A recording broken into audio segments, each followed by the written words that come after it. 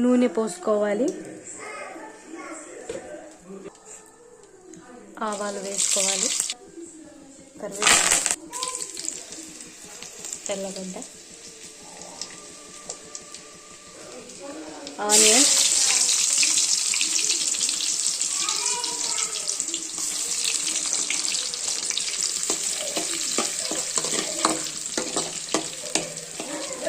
బాగా కలుపుకోవాలి. ఆనియన్స్ని బాగా కలుపుకోవాలి.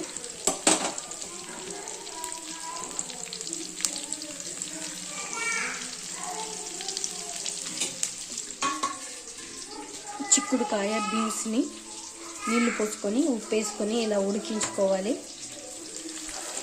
దీన్ని బాగా కలుపుకోవాలి.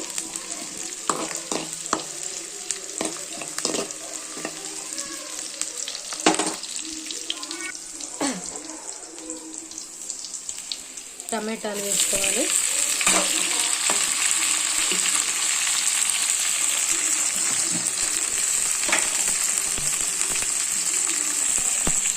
ఉప్పు వేసుకోవాలి, కలుపుకోవాలి, బాగా కలుపుకోవాలి.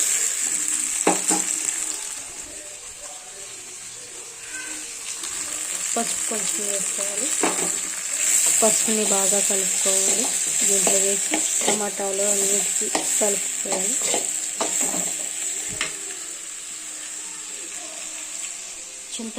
చింతపండు నానబెట్టుకోవాలి.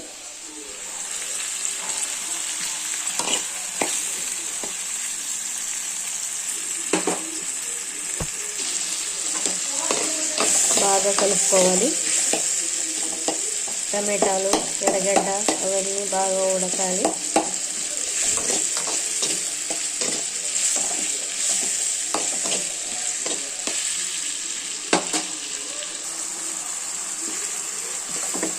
బాగా కలుపుకోవాలి. ఇలా బాగా మగ్గనివ్వాలి.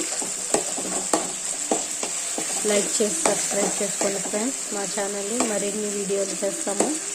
ఇది వచ్చి చిక్కుడుకాయ బీన్స్ కర్రీ అంటే కూర, దేనికైనా బాగుంటుంది. మిరప్పొడి వేసుకోవాలి తగినంత. ఇప్పుడు మిరప్పొడి పచ్చివాసన పోయేంత వరకు ఇలా ఫ్రై చేస్తూనే ఉండాలి. ఫ్రై చేసిన తర్వాత ఇక చిక్కుడుకాయను బీన్స్ను ఉడికించుకున్నాం కదా, దీంట్లో వేసుకోవాలి. దీంట్లో వేసుకొని బాగా కలుపుకోవాలి.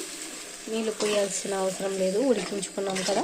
ఆ నీటిని పోసి దీంట్లో కూర పెట్టుకోవచ్చు. చింతపండు బాగా నానిపోయింది. ఇప్పుడు ఇలా కలుపుకోవాలి చింతపండుని. ఇప్పుడు చింతపండు గుజ్జుని దీంట్లో పోసుకోవాలి. పోసుకున్న తర్వాత ఒకసారి కలుపుకోవాలి. ఇలా ఈ కూర బాగా ఉడికించుకోవాలి. ఉడికించుకున్న తర్వాత మనకు రెడీ అయిపోతుంది. చూడండి ఫ్రెండ్స్, బీన్స్ చిక్కుడుకాయ కూర రెడీ అయిపోయింది. ఇప్పుడు మనం సర్వింగ్ ప్లేట్లో తీసుకొని అన్నంకైనా సంగటికైనా మనం బాగా తినచ్చు.